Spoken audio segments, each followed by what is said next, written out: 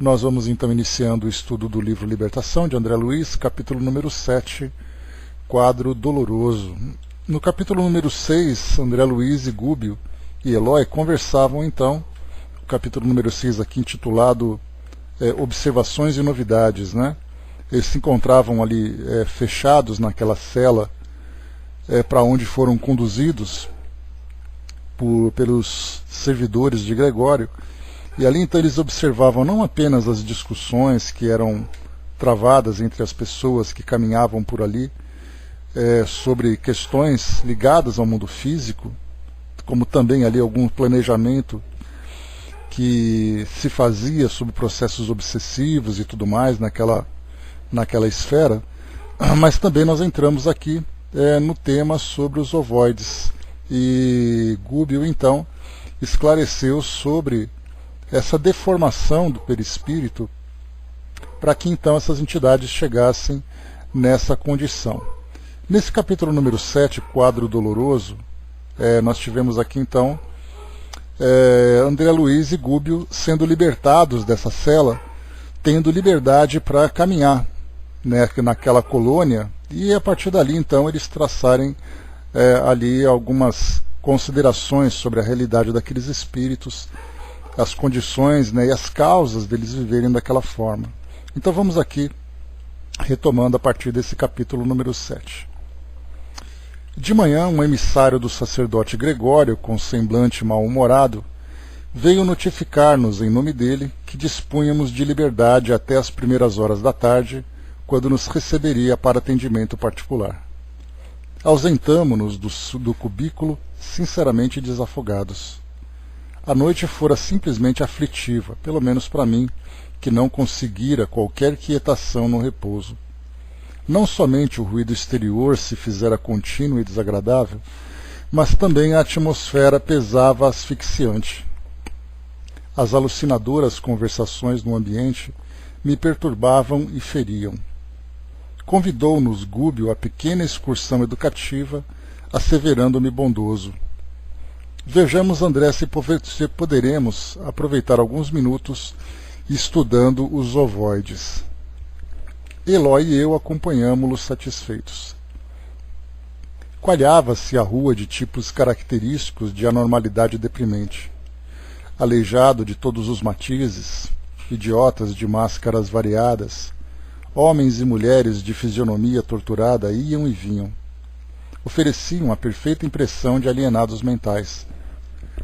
Exceção de alguns que nos fixavam de olhar suspeitoso e cruel, com manifesta expressão de maldade, a maior parte, a meu ver, situava-se entre a ignorância e o primitivismo, entre a amnésia e o desespero. Muitos demonstravam-se irritadiços ante a calma de que lhes dávamos testemunho. Perante os desmantelos e detritos a transparecerem de toda parte, concluí que o esforço coletivo se mantinha ausente de qualquer serviço metódico, junto à matéria do plano. A conversação ociosa era ali o traço dominante. Então eu conversei no nosso encontro anterior, passei para vocês aquela ideia do que acontecia, por exemplo, em nosso lar, onde nós tínhamos ali essa mesma movimentação de pessoas que iam e vinham dos edifícios da colônia, mas sempre com um propósito produtivo, né? Ou vinham de estudos, ou iam e vinham para ambientes de trabalho, enquanto que aqui iam e vinham simplesmente a esmo. Todos eles, então, aqui sem nenhum tipo de objetivo construtivo, mas vivendo essa ociosidade, ou mesmo com objetivos destrutivos, de perseguição, de manifestação de intenções de crueldade, enfim. Bom dia, Dudu. Enfim, sempre com algo relacionado com essa faixa vibratória onde eles se encontravam. E assim como nós vimos também outros relatos em outras colônias, de tanta movimentação de trabalhadores, mas sempre com aquele propósito construtivo. O instrutor informou-nos então, com muito acerto, de que as mentes extraviadas, de modo geral, lutam com ideias fixas, implacáveis e obcecantes, gastando todo o tempo a fim de se reajustarem. rebaixadas pelas próprias ações, perdem a noção do bom gosto, do conforto construtivo, da beleza santificante e se entregam a lastimável relaxamento. Com efeito, a paisagem, sob o ponto de vista de ordem, deixava muito a desejar. As edificações, excetuados os palácios da praça governativa, onde se notava a movimentação de grande massa de escravos, desapontavam pelo aspecto e condições em que se mantinham. As paredes, revestidas de substância semelhante ao lodo, mostravam-se repelentes não só à visão, mas também ao olfato pelas exalações desagradáveis. A vegetação, em todos os ângulos, era escassa e mirrada. Gritos humanos, filhos da dor e da inconsciência, eram frequentes, provocando-nos sincera piedade. Fôssemos poucos os transeundes, infelizes, e poder-se-ia pensar num serviço metódico de assistência individual. Mas que dizer de uma cidade constituída por milhares de loucos declarados? Dentro de colmeia dessa natureza, o homem sadio, que tentasse impor socorro ao espírito geral, não seria efetivamente o alienado mental aos olhos alheios? Impraticável, por isso, qualquer organização beneficente visível, a não ser através de serviço arriscado, qual aquele de que o nosso instrutor se incumbira, tocado pela renúncia na obra de santificação do Cristo. Eu tinha comentado também sobre essa colocação aqui de André Luiz, porque quando nós falamos sobre essa quantidade de espíritos nessa condição de sofrimento, seria muito difícil um espírito que se mobilizasse para tentar ajudar todos ao mesmo tempo. Por isso que ele coloca, se aparecesse alguém que chegasse nessa colmeia e tentasse impor ali algum tipo de ideia de socorro, ele seria colocado como alienado mental aos olhos dos outros, porque são tantos os espíritos em sofrimento, muitas vezes, pelo fato deles não terem se transformado, não terem se reformado, que seria impossível um espírito trabalhar dessa forma. Então André Luiz começa a mostrar essa curiosidade, já que tem esses espíritos que durante tanto tempo ficam presos nessa condição de sofrimento, o que poderia ser feito para que eles fossem auxiliados? Então André Luiz coloca aqui para nós. Além das perturbações reinantes capazes de estabelecer a guerra de nervos nas criaturas mais equilibradas da crosta do mundo, pairava na atmosfera sufocante nevoeiro do mal, nevoeiro que mal nos deixava entrever o horizonte distanciado. O sol, através de espessa cortina de fumo, cuja procedência não me foi possível determinar, era visto por nós à semelhança de uma bola de sangue afogueado.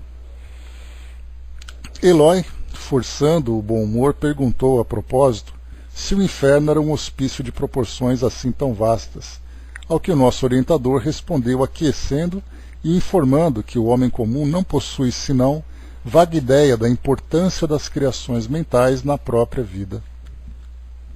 A mente estuda, arquiteta, determina e materializa os desejos que lhe são peculiares na matéria que a circunda, esclareceu Gúbio, atencioso, e essa matéria que lhe plasma os impulsos é sempre formada por vidas inferiores inumeráveis, em processo evolutivo, nos quadros do universo sem fim.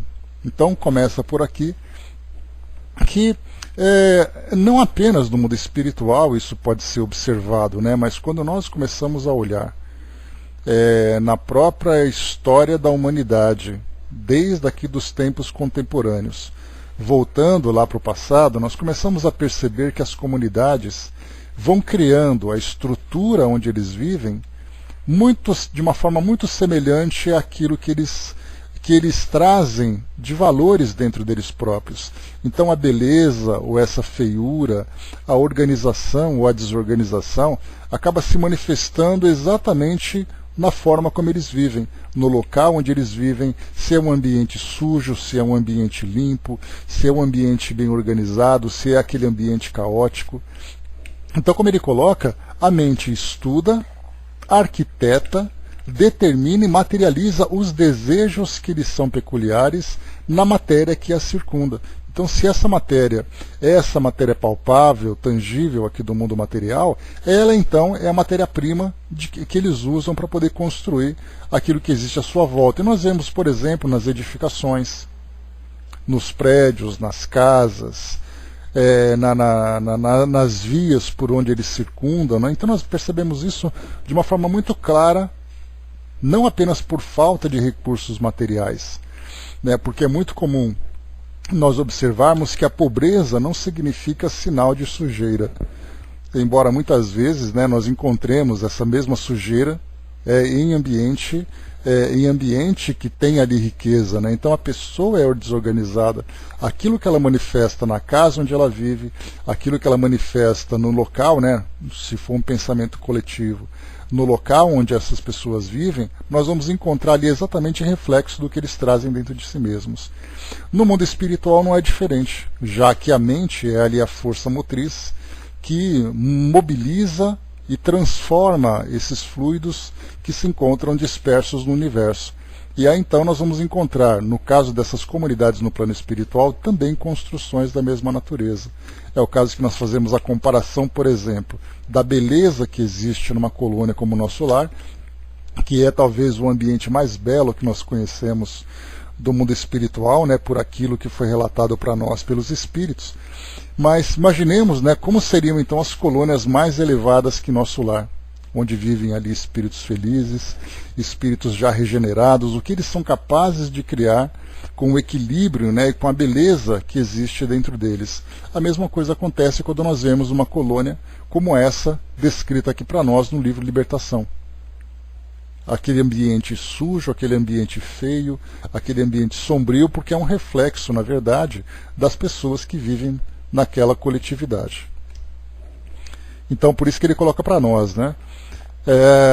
E essa matéria que lhe plasma os impulsos é sempre formada por vidas inferiores inumeráveis em processo evolutivo nos quadros do universo sem fim. Marcháramos atravessando compridos labirintos e achamo-nos diante de extensa edificação que, com boa vontade, nomearemos por asilo de espíritos desamparados. Então, naquele local já recebe então esse título.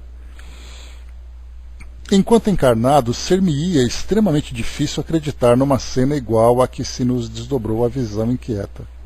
Nenhum sofrimento depois da morte do corpo me tocara tão fundo o coração. E olha que André Luiz aqui ele já tinha visitado, né, através das expedições, né, de que ele participou, encontrando espíritos, ele mesmo, né, a própria experiência pessoal dele, quando ali preso naquela região umbralina, ele mesmo viu ali o quão triste é aquele local, os espíritos com tanto sofrimento, as suas características, o seu estado mental. Então ali, para ele, por aquilo que ele viu, nada o sensibilizara tanto. E isso porque nós já lemos também o Memórias de um Suicida, que traria ali para nós um cenário que André Luiz também não conheceu, já que pelo menos ele não relatou para nós nenhuma expedição voltada para esses locais onde espíritos suicidas se juntam, né? Então ele relata para nós assim: a gritaria em torno era de espantar. Varamos lodosa muralha e depois de avançarmos alguns passos, o pavoroso quadro se abriu dilatadamente. Largo e profundo vale se estendia habitado por toda espécie de padecimentos imagináveis. Sentíamos-nos agora na extremidade de um planalto que se quebrava em abrupto despenhadeiro. Aqui então, antes da gente continuar, ele coloca assim para nós, né? Dá para a gente imaginar o cenário, se nós estivéssemos assim assistindo num cinema, né, naquela tela enorme, ele caminhando por esse ambiente sombrio, ambiente escuro, como geralmente a gente vê naqueles filmes de suspense, filmes de terror. Então eles caminharam ali por lodosa muralha, então eles estão ali seguindo por aquele muro. E quando acaba o muro, eles se deparam então com aquele abismo lá embaixo, aquele grande vale, com tanta gente ali solta, com tanta gente ali caída, gemendo e sofrendo. Então foi passando esse muro que ele então percebeu esse local. À frente, numa distância de dezenas de quilômetros, sucediam-se furnas e abismos, qual se nos situássemos perante imensa cratera de vulcão vivo, alimentado pela dor humana, porque lá dentro turbilhões de vozes explodiam ininterruptos, parecendo estranha mistura de elementos de homens e animais. Tremeram-me as fibras mais íntimas, e não só em mim, mas igualmente no espírito de Eloy, o movimento era recuo instintivo. Então, diante daquilo, a primeira coisa é voltar de onde eles vieram. Tamanho o temor de que eles foram tomados. O orientador, no entanto, estava firme. Longe de endossar-nos a fraqueza, ignorou-a deliberadamente e asseverou calmo. Amontoam-se aqui, como se fossem lenhos secos, milhares de criaturas que abusaram dos sagrados dons da vida. São réus da própria consciência, personalidades que alcançaram a sobrevivência sobre as ruínas do próprio eu, confinados em escuro setor de alienação mental. Esgotam resíduos de trabalho e resíduos envenenados que acumularam na esfera íntima através de longos anos vazios de trabalho edificante no mundo físico, entregando-se presentemente a infindáveis dias de tortura redentora. Então, esse mesmo medo que André Luiz e Eloy sentiram não era correspondente por Gubbio, porque ele percebeu que eles estavam inseguros, mas Gubbio mostrou essa segurança exatamente pela experiência que tinha em lidar com espíritos que estavam nessa condição. E ali então mostra que a vida que nós levamos aqui no mundo físico, ela depois traz os reflexos do mundo espiritual. E é uma vida muitas vezes de viciações, de apegos materialistas. Então, como o próprio André Luiz relatou para nós, lá no início do livro Nosso Lar, quando ele se encontrava no umbral, ele via ali, da própria condição dele, ele era o reflexo daquilo que ele vivia. Era uma vida de indiferença dos valores, uma vida de indiferença com os valores espirituais também. As sensações que ele buscava na vida material, que isso depois o arremetia a essa condição no mundo espiritual. Então nós podemos encontrar aqui espíritos com as mais variadas características. Até mesmo no livro No Mundo Maior, que nós lemos anteriormente, quando ele se encontrava ali naquele capítulo final, no limiar das cavernas, antes de penetrar naqueles ambientes mais desequilibrantes, lá fora ele via espíritos alucinados, espíritos vivendo ali delírios daquilo que o mundo espiritual oferecia para eles, em termos de riqueza, em termos de perseguições, de inimigos. Então aqui, esses espíritos que viviam de uma forma muito mais profunda esse desequilíbrio moral no mundo físico, acabavam então se encontrando presos nesse local. Eu acho que para a gente, talvez, se nós olhássemos para a nossa sociedade hoje, nós encontraríamos pessoas vivendo assim. Eram aquelas... Bom dia, Regina.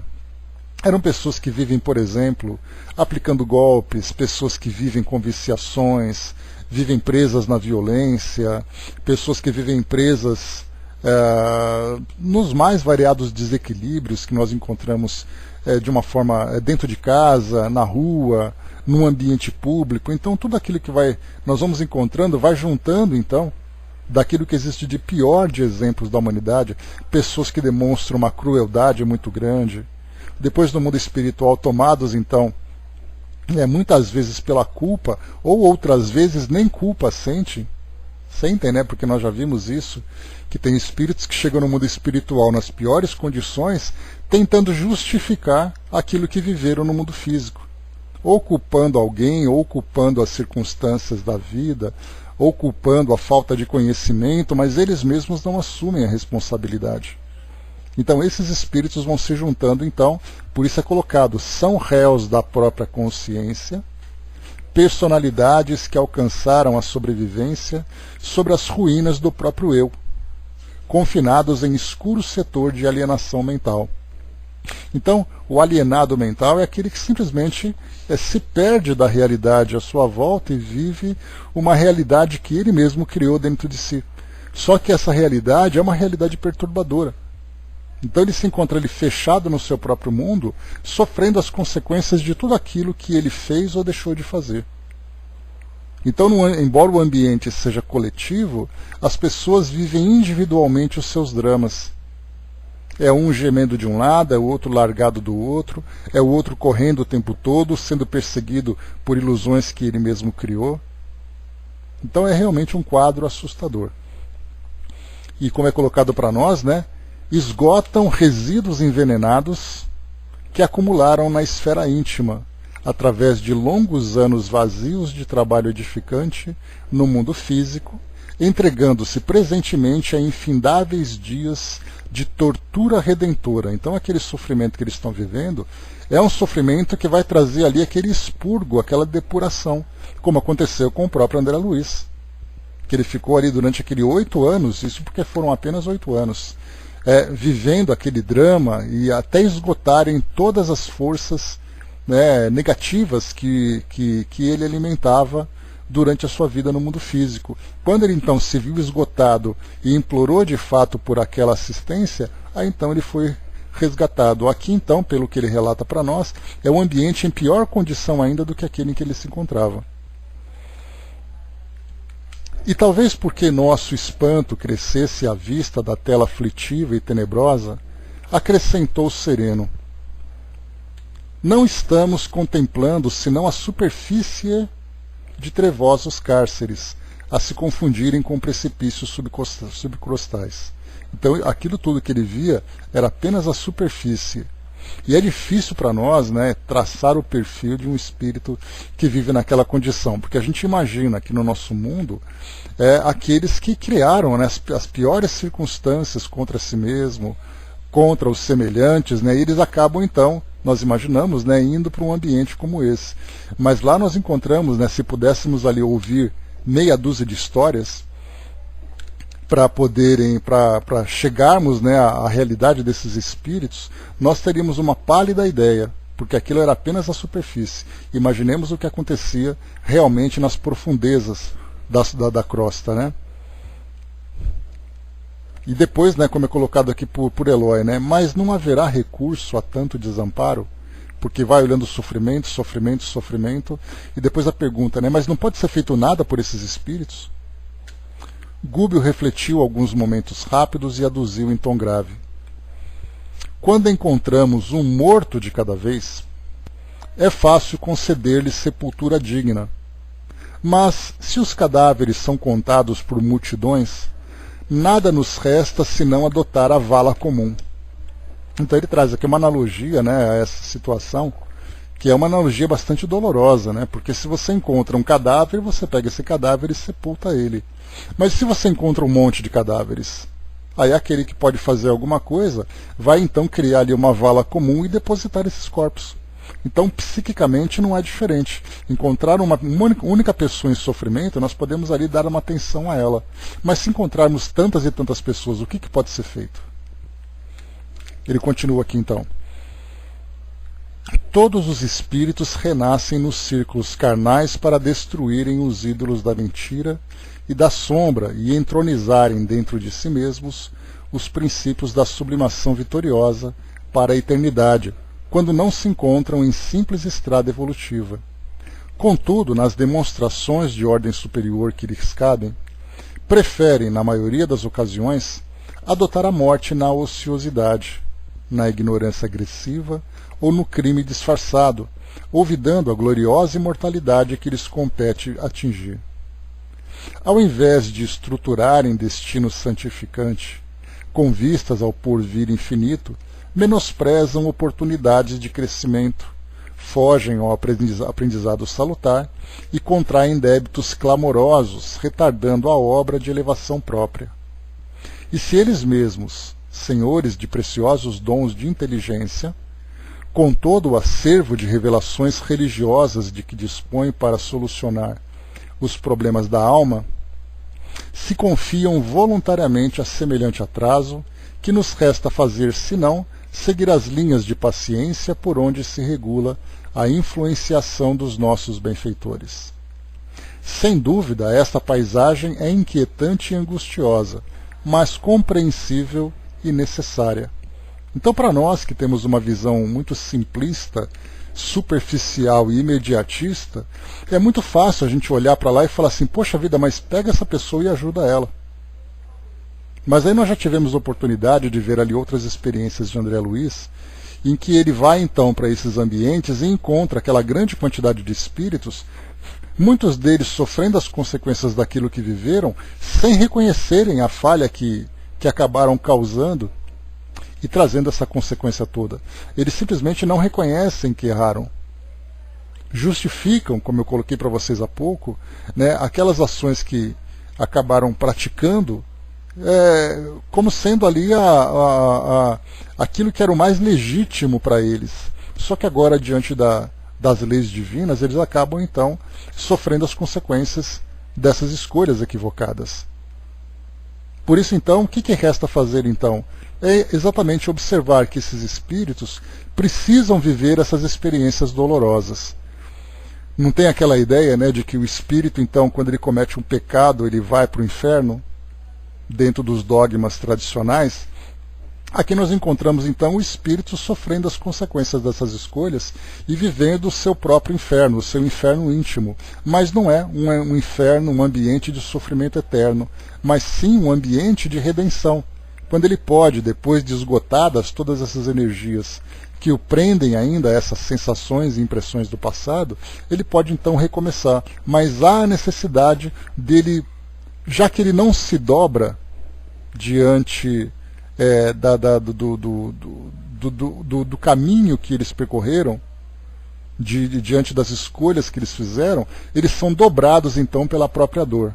É a dor que vai fazer com que eles se esgotem e depois então se transformem. Muitos deles, inclusive, acabam passando por um processo curioso, né? Porque a gente imagina assim, o indivíduo está num patamar, aí então ele começa a sofrer e ele vai então diminuindo cada vez mais essa carga negativa até que chega um momento em que ele esgota tudo e aí então ele pode recomeçar.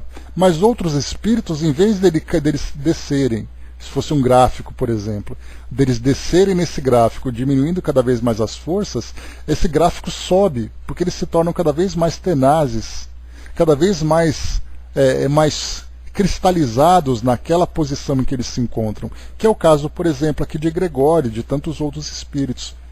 Eles, em vez de se dobrarem, eles se tornam cada vez mais revoltados. E aí então fazem com que eles estendam esse período de sofrimento, vão sofrendo, vão se endurecendo, até que chega uma hora que uma força insuportável acaba fazendo com que eles então se dobrem. No caso de Gregório, que é ali o objetivo dessa missão dirigida por Eloy e por Matilde também, que a gente viu que é a mãe de Gregório, ele então começa a mostrar aquele cansaço, aquele esgotamento, aquele tédio, aquela insatisfação com a posição em que ele se encontra. Esses são os primeiros sinais para que ele possa ser trabalhado para modificar então para modificar o seu estado no plano espiritual. Então, a princípio, é necessário que o espírito viva, colha aquilo que ele mesmo plantou. Perguntei-lhe se naqueles sítios purgatoriais, lembrando, né, quando a gente fala sobre a palavra purgatorial, purgatório, expurgo, né, quando a gente fala em purgo, em purgar alguma coisa, a gente fala sobre essa limpeza, né? Eu vou até pegar aqui no dicionário, só para a gente poder ver direitinho o significado dessa expressão, porque a partir do significado, deixa eu ver aqui do significado principal, a gente vai entender os derivados, né? Então tá aqui, ó. O que é o purgo? Purgar, tornar puro, livrar-se de impurezas, depurar, purificar, limpar. Então, como nós vimos aqui essa parte de limpar, também significa aqui purificar através da eliminação de purezas, purgar metais, por exemplo, né? Então, quando a gente fala sobre purgatório, expurgo, tudo isso significa exatamente fazer essa depuração. Então o purgatório, como geralmente a gente compreende dentro desses dogmas, não é um local de punição, é um local de depuração. Só que essa depuração, ela acaba exatamente vindo através desse sofrimento que o espírito vive. Ele precisa então dobrar-se diante do orgulho, da arrogância, do endurecimento em que ele se encontra, para começar então a vivenciar essa humildade e passar por e iniciar esse processo de transformação. Então, olha só, quando a gente começa a entender então, o significado das palavras, a gente entende o propósito desses locais que são assim rotulados. Então, mais uma vez, perguntei-lhe se naqueles sítios purgatoriais não havia companheiros amigos, detentores da missão de consolar, ao que o nosso instrutor respondeu afirmativamente. Sim, disse, esta imensa coletividade dentro da qual preponderam individualidades que pelo sofrimento contínuo se caracterizam pelo comportamento subhumano. Então, individualidades que pelo sofrimento contínuo se caracterizam pelo comportamento subhumano. O que nós podemos entender como comportamento subhumano? Um comportamento absolutamente primitivo, daqueles mais selvagens em todos os sentidos, da sensualidade, da violência, do apego. Então tudo isso mostra exatamente a condição em que eles se encontram. Não está esquecida essa coletividade. A renúncia opera com Jesus em toda parte. Agora, todavia, não dispomos de ensejos para a identificação de missionários e servidores do bem. Vamos ao estudo que nos interessa de mais perto. Então, como eu comentei anteriormente, no estudo anterior, esses grupos então se encontram mesclados entre essa população, observando exatamente aqueles espíritos que se apresentam em condições de serem resgatados.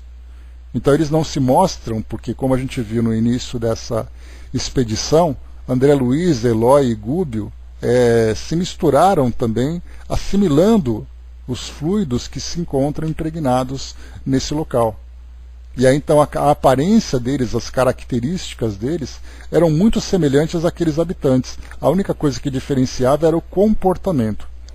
Enquanto aqueles apresentavam um comportamento selvagem, esse grupo de André Luiz tinha ali aquele comportamento sereno que muitas vezes acabava sendo observado por esses espíritos. Como nós vimos, aquele sentimento de ódio, aquele sentimento de perversidade com o qual eles eram observados, pelo fato de se comportarem de uma forma tão tranquila, estando naquele sofrimento, já que o normal era todo mundo entrar naquele desespero contínuo, como a gente observou. Mas nesse caso, como a missão não era procurar por esses grupos e entrevistá-los para saber sobre o trabalho que eles faziam, eles não podiam perder o foco daquilo que eles estavam fazendo ali.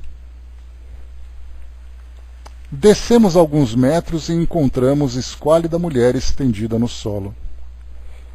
Gúbio nela fixou os olhos muito lúcidos e depois de alguns momentos recomendou-nos seguir-lhe a observação acurada. Vês realmente, André? Inquiriu o paternal. Percebi que a infeliz se cercava de 3 formas ovoides, diferenciadas entre si nas disposições e nas cores, que me seriam, porém, imperceptíveis aos olhos, caso não desenvolvesse ali todo o meu potencial de atenção. Então o objeto de estudo deles eram exatamente esses ovoides que foram observados enquanto eles se encontravam naquela cela. Reparo sim, expliquei curioso, a existência de 3 figuras vivas que se lhe justapõem ao perispírito, apesar de se expressarem por intermédio de matéria que me parece leve gelatina, fluida e amorfa. Ou seja, sem forma definida, é apenas aquela, vamos dizer assim, entre aspas, aquela bolha que se encontrava ali, ligada ao perispírito daquela mulher. Elucidou Gúbio sem detença. São entidades infortunadas, entregues aos propósitos de vingança e que perderam grandes patrimônios de tempo em virtude da revolta que lhes atormenta o ser. gastaram o perispírito sob inanarráveis tormentas de desesperação e imantaram-se naturalmente a mulher que odeiam, irmã esta que, por sua vez, ainda não descobriu que a ciência de amar é a ciência de libertar, iluminar e redimir. Então, nós vemos aqui no nosso mundo crimes, perseguições, ódios que se mostram em todo o seu potencial em pessoas que vivem, muitas vezes, dentro de famílias. Pessoas que tinham relacionamentos, pessoas que reencarnaram juntas com o propósito de se unirem, de se redimirem umas diante das outras, mas o que a gente acaba percebendo é exatamente o contrário, violência, nós temos ali crimes variados que passam, que mostram na televisão, então temos ali situações das mais dramáticas na nossa sociedade. E aí então no mundo espiritual esses espíritos buscam suas vinganças. E tamanha a intensidade desse ódio, desse sentimento que eles alimentam, que acabam fazendo com que eles se juntem, praticamente formando um único corpo. Então podemos dizer assim, é um único corpo habitado por espíritos que se encontram nessa condição tão deteriorada. Auscultamos mais de perto a desventurada criatura. Assumiu Gúbio a atitude de médico ante a paciente e os aprendizes. A mulher sofredora, envolvida num halo de força cinzento escura, registrou-nos a presença e gritou ante a aflição e a idiotia: Joaquim, onde está Joaquim? Diga-me por piedade para onde o levaram. Ajudem-me, ajudem-me. O nosso orientador tranquilizou-a com algumas palavras e, não lhe conferindo maior atenção, além daquela que o psiquiatra dispensa a um enfermo em crise grave, observou-nos. Examinem os ovoides. Sondem-nos magneticamente com as mãos. Operei expedito. Toquei o primeiro e notei que reagia positivamente. Liguei, num ato de vontade, minha capacidade de ouvir ao campo íntimo da forma e, assombrado, ouvi gemidos e frases como que longínquos pelo fio do pensamento. Vingança, vingança, não descansarei até o fim. Essa mulher infame me pegará. Repeti a experiência com 2 outros e os resultados foram idênticos. As exclamações assassina, assassina transbordavam de cada um. Após afagar a doente com fraternal carinho, analisando-a atencioso, um instrutor dirigiu-nos a palavra esclarecendo: Joaquim será naturalmente o companheiro que a precedeu nas lides da reencarnação. Certo, já regressou à terra mais densa, a fim de preparar-lhe o lugar. A pobrezinha está esperando ensejo de retorno à luta benéfica. Vejo-lhe o drama cruel. Foi tirânica senhora de escravos no século que findou. Percebo-lhe as recordações da fazenda, próspera e feliz nos arquivos mentais. Foi jovem e bela, mas desposou, consoante o programa de provas salvadoras, um cavalheiro de idade madura, que a seu turno já assumira compromissos sentimentais com humilde filha do cativeiro. Embora a mudança natural de vida, a face do casamento, não abandonou ele o débito contraído. Em razão disso, a pobre mãe e escrava, ainda moça, penitente e desditosa, prosseguiu agregada à propriedade rural com os rebentos de seu amor menos feliz. Com a passagem do tempo, a esposa requestada e fascinante, conheceu toda a extensão do assunto e revelou a irascibilidade que lhe povoava a alma. Então, aqui é o que a gente tem, uma mulher, então, que se casaria com um homem mais maduro, mas esse homem maduro já tinha ali uma afeição por uma escrava, e ela então descobriu que tinha essa afeição. Então diz assim para nós: dirigiu-se ao marido, colérica e violenta, dobrando-o aos caprichos que lhe exacerbavam a mente. A escrava sofredora foi separada de ambos os filhos que possuía e vendida para uma região palustre, onde em breve encontrou a morte pela febre maligna. Os 2 rapazes, metidos no tronco, padeceram vexames e flagelações, em frente da senzala.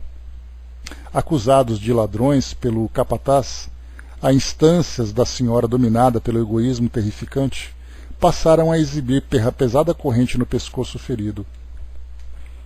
Viveram no passado sob humilhações incessantes. No curso de reduzidos meses, caíram sem remissão, minados pela tuberculose que ninguém socorreu. Desencarnados, reuniram-se à genitora revoltada, formando um trio perturbador na organização ruralista que os expulsara, sustentando sinistros propósitos de desforço. Não obstante, convidados à tolerância e ao perdão por amigos espirituais que os visitavam frequentemente, nunca cederam um tio nos planos sombrios em que penhoraram o coração. Atacaram, desapiedados, a mulher que os tratara com dureza, impondo-lhe destrutivo remorso ao espírito vacilante e fraco. Dominando-lhe a vida psíquica, transformaram-se para ela em perigosos carrascos invisíveis, utilizando todos os processos de luta suscetíveis de acentuar-lhe as perturbações. Adoeceu ela, por isso, gravemente, desafiando conselhos e medidas de cura. E, embora os médicos e padres diversos, não mais recobrou o equilíbrio orgânico. Arrastou-se-lhe o corpo físico pouco a pouco, incapaz de expandir-se mentalmente no idealismo superior, que corrige desvarios íntimos e faculta a cooperação vibratória das almas que respiram em esferas mais elevadas. A desditosa fazendeira sofreu, insulada no orgulho destrutivo, que lhe assinalava o caminho, 10 anos de mágoas constantes e indefiníveis. Claro que possuía, por sua vez, amigos prontos a lhe estenderem generosas mãos, por ocasião da morte do corpo que lhe tornou inevitável. Contudo, quando nos enseguecemos no mal, inabilitamo-nos por nós mesmos à recepção de qualquer recurso do bem. Então, aqui, antes da gente continuar, nós temos, assim, na nossa história, né, situações semelhantes. Foi o caso, por exemplo, aqui do Brasil. Nós tivemos, dentro dessas características, a nossa época da escravidão, onde muitos livros foram escritos, muitas histórias foram contadas sobre esse ódio entre fazendeiros, capatazes e escravos, né, que se perseguiam, um assassinando o outro, enfim, criavam essa situação. Nós tivemos no passado, inclusive um livro foi escrito sobre isso, por um médium da Umbanda chamado O Guardião da Meia-Noite. Isso, a história desse espírito, que ele conta todas as desventuras dele no plano espiritual inferior, com tanto sofrimento, tanta perseguição, daquilo que podemos imaginar de pior que pode acontecer com o espírito que se encontra preso no corpo, que se encontra torturado pela morte, depois levado por espíritos perversos, né? Ele foi um daqueles indivíduos do passado, daqueles bandeirantes, que perseguiam índios para escravizá-los. E ele era um homem extremamente cruel. Depois da sua desencarnação, o caminho não foi outro. Então, no Brasil, nós tivemos ali, na época da ditadura militar, na época da escravidão, na época da colonização, quando nós tínhamos ali a perseguição a índios, mas nós temos situações paralelas que acontecem aqui no nosso mundo. Basta a gente lembrar, por exemplo, na Segunda Guerra Mundial, quantos judeus se tornaram obsessores daqueles alemães que destruíram suas famílias. Quantas pessoas foram executadas, por exemplo, na invasão russa na Alemanha, e acabavam torturando, estuprando e executando famílias, se tornaram vítimas de processos obsessivos. Na atualidade, nós encontramos na África, na Ásia, encontramos na Europa crises das mais graves. Bom dia, professor. Crises das mais graves, né, envolvendo essas perseguições, esses terrorismos, essas agressões, né, que uma sociedade impõe sobre a outra, e aí então no mundo espiritual gera-se esse processo de obsessão. Então guerras e mais guerras, situações, conflitos, terrorismos, perseguições, nós encontramos tudo isso nos tempos atuais. Então, imaginando que isso é só história do passado, no próprio presente que nós vemos hoje, nós encontramos ali situações que continuam criando situações com essas características. O instrutor fez ligeira pausa na narrativa e continuou.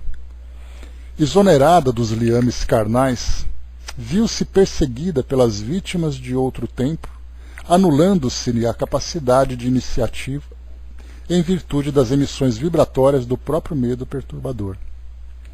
E aqui também me esqueci, né, voltando um pouco no tempo, nós encontramos a época da Inquisição, que até mesmo, né, no livro Dramas da Obsessão, que Dona Ivone escreveu para nós, tem ali a história desse grupo, né, entre judeus, entre religiosos da Igreja Católica, Inquisição, perseguição, execução, né, inclusive perseguições ali de mais de 200 anos que nós vimos na história do livro, né, acompanhando ali cada uma da etapa daquele grupo.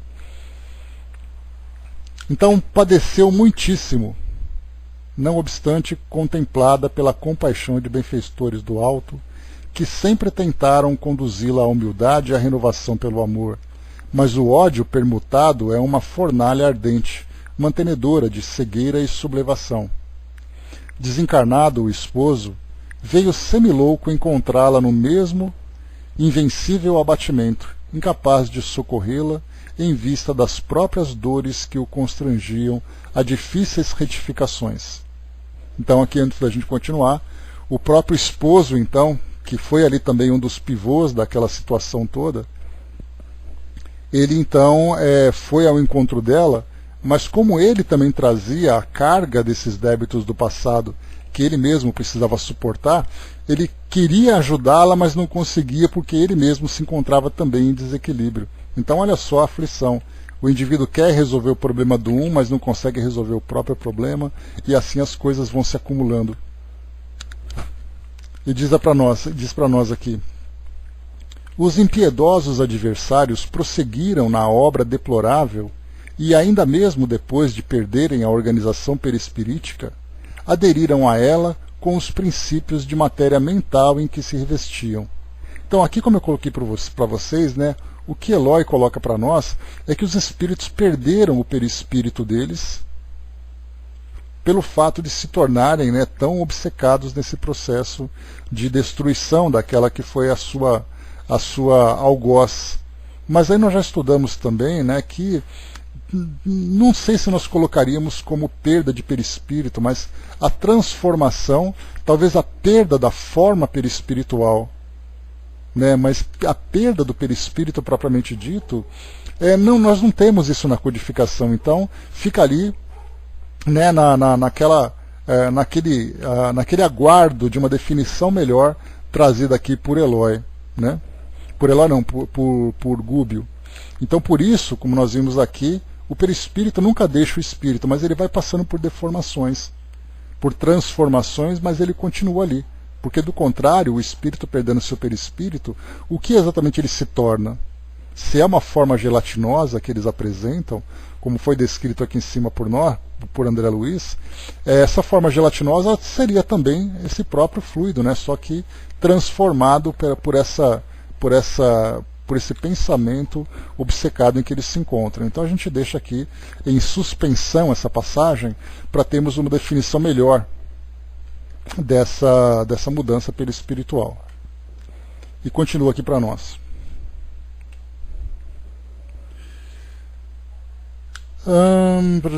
A revolta e o pavor do desconhecido com a absoluta ausência do perdão ligam-nos uns aos outros quais algemas de bronze. A infeliz perseguida, na posição em que se encontra, não os vê, não os apalpa, mas sente-lhes a presença e ouve-lhes as vozes, através da inconfundível acústica da consciência. Vive atormentada sem direção, tem o comportamento de um ser quase irresponsável. Então, por mais que ela tente fugir da sua própria história, eles, então, vinculados a ela, trocam pensamentos, trocam lembranças, trocam imagens e trocam sentimentos também. Então ela tenta fugir alucinadamente, vivendo aquela realidade íntima que ninguém percebe, apenas vê aquela mulher caída no chão ou mulher correndo de um lado para outro, feito ali uma alucinada, sem entender o que se passa no seu interior. E a gente então tem uma ideia, pelo menos naquele exemplo, de qual é a realidade que elas estão vivendo. A infortunada criatura não parecia registrar as informações ditas ali em voz alta e que lhes diziam respeito. Clamava, amedrontada, pelo auxílio do companheiro, que era o Joaquim que nós vimos acima. Vali-me ainda do desejo para algumas indagações. Diante desse quadro comovedor, como encarar a solução? Desfechei a pergunta direta. Gúbio, todavia, observou muito calmo. Gastaremos tempo. A perturbação vem de inesperado, instala-se à pressa. Entretanto, retira-se muito devagar. Aguardemos a hora paciente dos dias. Após uma pausa expressiva, acentuou. Tudo me fez crer que os missionários da caridade já lhe conduziram o esposo às correntes da reencarnação, e é de supor que essa irmã se acha em vias de seguir-lhe as pegadas, em breve tempo. Naturalmente renascerá em círculos de vida torturada, enfrentando obstáculos imensos para reencontrar o ex-esposo e partilhar as experiências futuras. Então, os inimigos ser-lhe-ão filhos? Indaguei ansioso, quebrando-lhes as reticências. Como não? Certamente o caso já se encontra sob a jurisdição superior. Esta mulher retornará à carne, seguida pelas mentes dos adversários, que aguardarão junto dela o tempo de imersão nos fluidos terrestres. Oh, exclamei, profundamente espantado, não se separará dos perseguidores, nem mesmo para o regresso? Tenho acompanhado reencarnações que invariavelmente se fazem seguidas de cautelas especiais. Sim, André, reparaste nos processos em que funcionaram elementos intercessores de vulto, atendendo-se à nobilitante missão dos interessados no futuro, e com o auxílio divino, semelhantes nos casos, contam-se por milhões. Contudo, existem ainda nos setores da luta humana milhões de renascimentos de almas criminosas que tornam o mergulho da carne premidas pela compulsória do plano superior, de modo a expiarem delitos graves. Em ocorrências dessa ordem, a individualidade responsável pela harmonia reinante converte-se em centro de gravitação das consciências desequilibradas por sua culpa e assume o comando dos trabalhos de reajustamento, sempre longos e complicados, de acordo com os ditames da lei. Então, aqui, antes da gente continuar, nós temos, então, quando acontece um desequilíbrio com essa característica, aquele que é o centro do problema, como é colocado para nós, chamado de centro de gravitação, ele acaba se tornando, então, o polo central, e aquelas outras consciências ficam, então, ali sempre próximas, atraídas para que todos juntos possam, então, resolver essas questões. E a responsabilidade maior recai exatamente sobre essa personalidade, que é o centro da atenção. Compreendendo meu assombro, Gúbio considerou: por que a estranheza? Os princípios de atração governam o universo inteiro. Nos sistemas planetários e nos sistemas atômicos, vemos o núcleo e os satélites. Na vida espiritual, os ascendentes essenciais não diferem. Se os bons representam o centro de atenção dos espíritos que se lhes afinam pelos ideais e tendências, os grandes delinquentes se transformam em núcleos magnéticos das mentes que se extraviam da senda reta, em obediência a eles. Elevamo-nos com aqueles que amamos e redimimos, ou rebaixamo-nos com aqueles que perseguimos e odiamos. As afirmativas inspiravam-me profundos pensamentos quanto à grandeza das leis que regem a vida, e, atento à meditação daquele instante, evitei novas perguntas. Então aqui ficou suspenso para nós a forma como se daria essa reencarnação. Como esses espíritos então reencarnariam? Seriam filhos com ela? Seriam filhos dela? Como é que seria a reconstituição perispiritual pela qual eles passariam? Eles reencarnariam com um corpo físico normal, ou eles passariam ali por abortos até a reconstituição do seu corpo físico? Isso nós desconhecemos. mas alguns exemplos já dão uma ideia para nós de como acontece esse processo nesses casos mais complicados. E aqui então vemos também uma reencarnação compulsória, que é aquela reencarnação em que o espírito é levado sem qualquer consciência. Nós temos, inclusive, no próprio Livro dos Espíritos, uma colocação de Kardec em que os espíritos dizem que há reencarnações em que os espíritos superiores conduzem o espírito para o retorno ao mundo físico, pelo fato deles não terem consciência e qualquer capacidade de tomarem decisões ou terem iniciativas para ajudarem nesse processo. Então eles são conduzidos e tudo acontece de uma forma compulsória, sem que eles tenham qualquer desejo, qualquer consciência do que acontece.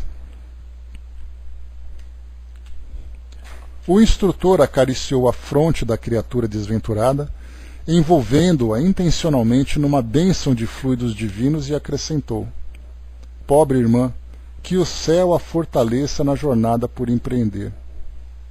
Seguida de perto pela influência dos seres que com ela se projetaram no abismo mental do ódio, terá infância dolorosa e sombria pelos pesares desconhecidos que se lhe acumularão incompreensivelmente na alma opressa.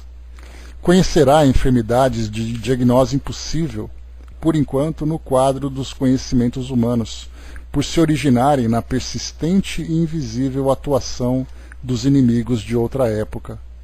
Terá a mocidade torturada por sonhos de maternidade e não repousará intimamente enquanto não oscular no próprio colo os 3 adversários convertidos, então em filhinhos tenros de sua ternura sedenta de paz.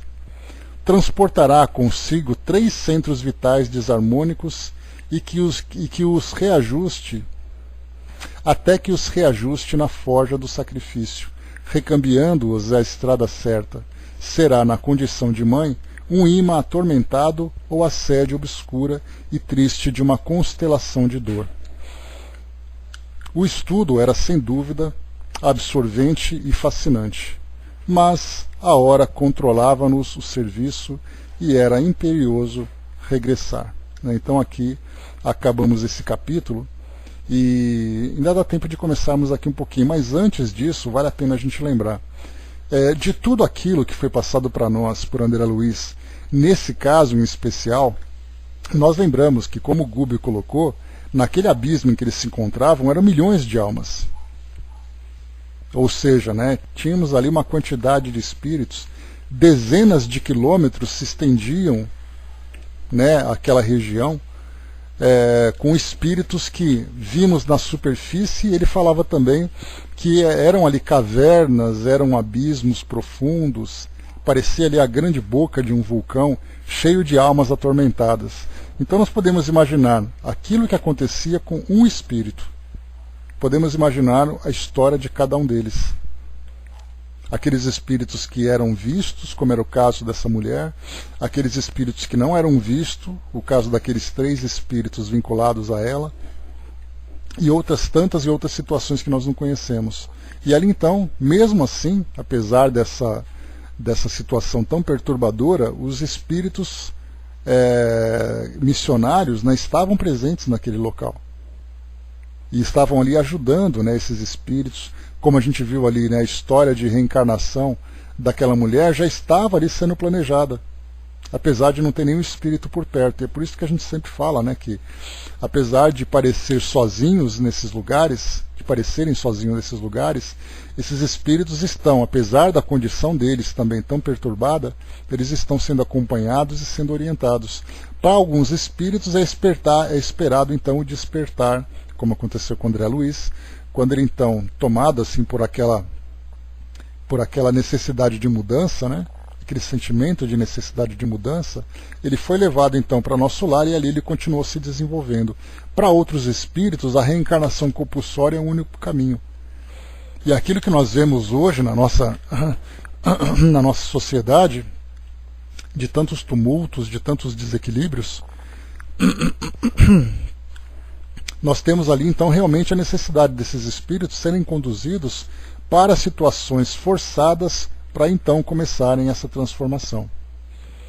O Dudu colocou no livro Esculpindo o Próprio Destino, mostra essas cavernas. Então temos ali histórias. O detalhe, né, Dudu, é que tanto nas obras de André Luiz como nesses outros livros, nós temos relatos de experiências que nos chamam a atenção, apesar de não poderem ser de imediato comprovadas.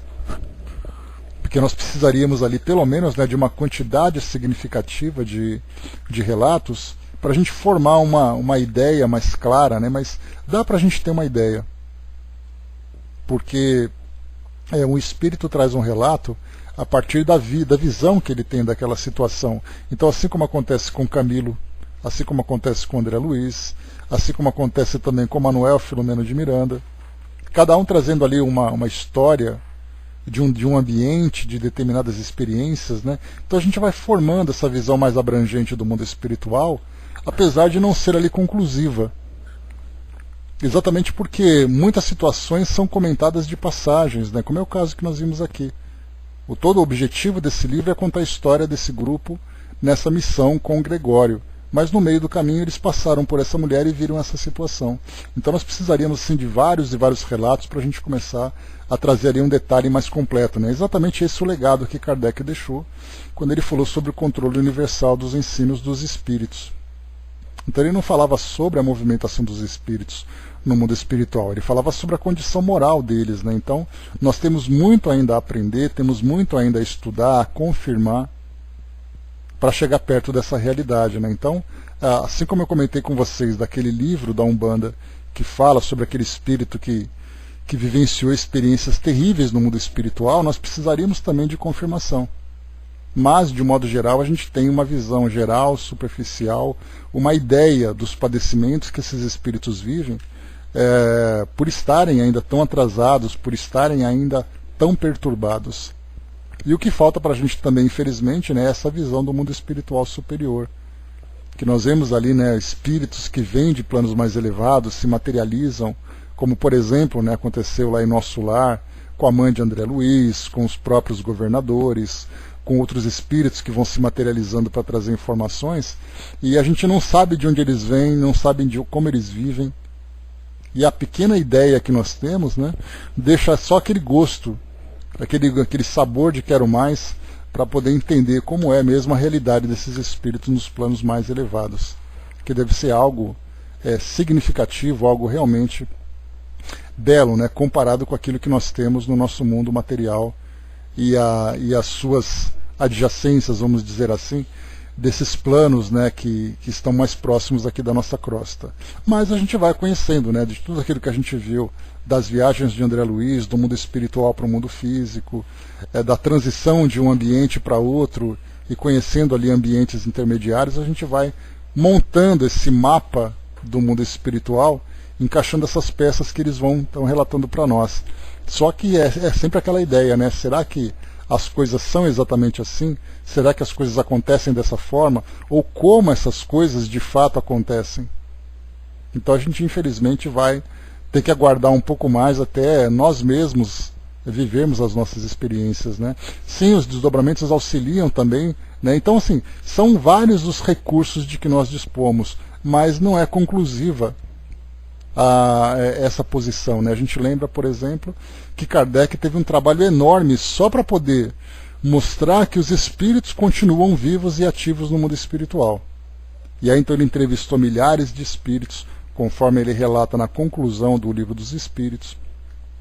Teve então diversas psicografias para os espíritos apenas trabalharem ali naquele sufoco, naquele esforço todo, para dizerem: nós estamos vivos, nós existimos. E aí então quando nós começamos a ver esses relatos do mundo espiritual, e aí falta tanta coisa ainda para a gente alcançar, mas já temos, né, confiando no trabalho desses espíritos, uma ideia do que é exatamente essa realidade que eles estão vivendo. Olá, dona Miriam. Então é isso, pessoal. Nós encerramos por aqui então o nosso capítulo número 7, intitulado Quadro Doloroso. Vamos então no nosso próximo encontro, capítulo 8, Inesperada Intercessão. E aí então André Luiz Gúbio e Eloy retornam então lá para aquele edifício, né, onde eles teriam a reunião com Gregório, e ali então eles começariam, né, a fazer aquele trabalho que era de fato a missão que eles tinham que cumprir, que é ajudar Matilde, né, aquele espírito mais elevado, aquele espírito superior, no trabalho junto a esse filho, né, que se encontra nessa condição de filho pródigo, né, é o que todo mundo espera. Então no próximo encontro nós continuamos aqui a partir do capítulo número 8. Não, a missão dele é esse, né? Não é nem spoiler, a missão inicial era essa, né, de ir lá para poder fazer o resgate. A questão é, vai conseguir ou não vai conseguir? Aí é o spoiler, né? Mas o trabalho realmente era esse desde o início, né? Então, temos ali um trabalho muito difícil, né, de quando isso vai acontecer, como isso vai acontecer, é o que todo mundo vai aguardar até chegar no fim da história aqui. Então é isso, pessoal, fechando por aqui. Né, o interessante, né, também, né, Dudu, se nós tivéssemos a capacidade de produzir filmes com boa qualidade, que trouxessem para nós assim uma descrição daquilo que os livros de André Luiz traz, nós teríamos ali uma série enorme.